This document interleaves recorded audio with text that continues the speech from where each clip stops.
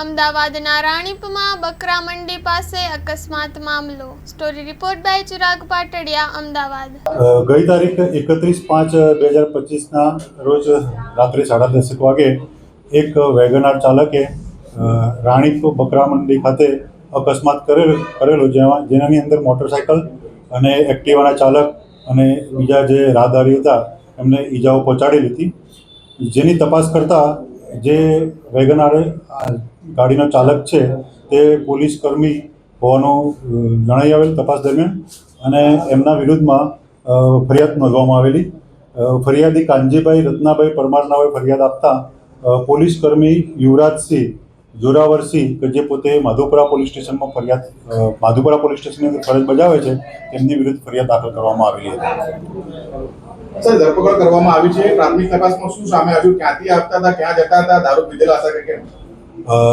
જે પોલીસ કર્મી છે એ જે તે વખતે ત્યાં અકસ્માત કરેલો એ વખતે ત્યાં પોલીસ સ્ટેશનમાં રાણી પોલીસ સ્ટેશન લઈ જવામાં આવેલા હતા, અને રાણી પોલીસ સ્ટેશનમાં જે આજુબાજુની પબ્લિક હતી ત્યાં એમનો આક્ષેપ હતો દારૂ પીધેલો છે, પરંતુ જે પોલીસ કર્મી છે એના કહેવા પ્રમાણે ત્યાં પબ્લિકે માર મારેલો એટલે ત્યાંથી એને સારવાર માટે મોકલવા માટે તજવીજ કરવામાં આવેલી હતી, પરંતુ સારવાર કરાવતા પહેલાં એ જે છે પોલીસ કર્મી ત્યાંથી ભાગી ગયા હતા.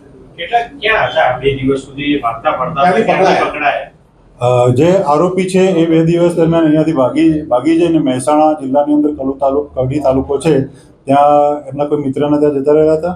ત્યાંથી સુરેન્દ્રનગર, પાટડી અને બીજે જગ્યાએ નાસ્તા ફરતા હતા.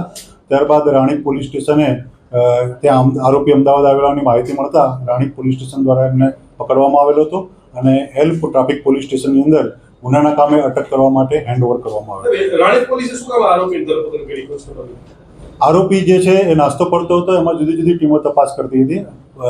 પોલીસ સ્ટેશનની ટીમ પણ તપાસ કરતી હતી, રાણીપ પોલીસ સ્ટેશનની પણ ટીમ પણ તપાસ કરતી હતી, અને એમને માહિતી મળતા આરોપીને અટક કરવામાં. અકસ્માત છે, બીજા કે ગુના દાખલ થયેલા?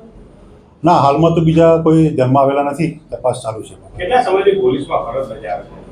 એ લગભગ છેલ્લા 7 વર્ષથી પોલીસ સ્ટેશનમાં ફરજ બજાવે છે. ક્યાં જતા હતા?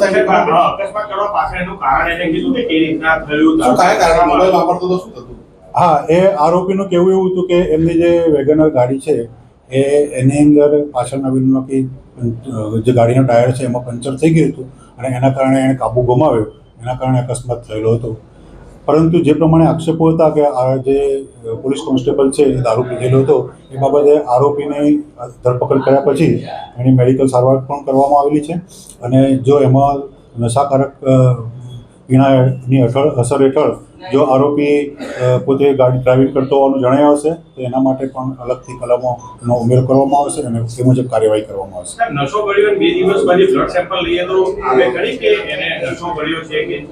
એટલે કેટલા પ્રમાણમાં એને નશો કરેલો છે એના ઉપર એની અસર રહેતી હોય છે, અને જે બ્લડનો ટેસ્ટ કરવામાં આવે એમાં આલ્કોહોલનું પ્રમાણ જે આવે એના ઉપરથી નક્કી થતું હોય છે કે અને આગળની ડ્રંક એન્ડ ડ્રાઇવિંગની કાર્યવાહી કરવી કે કેમ.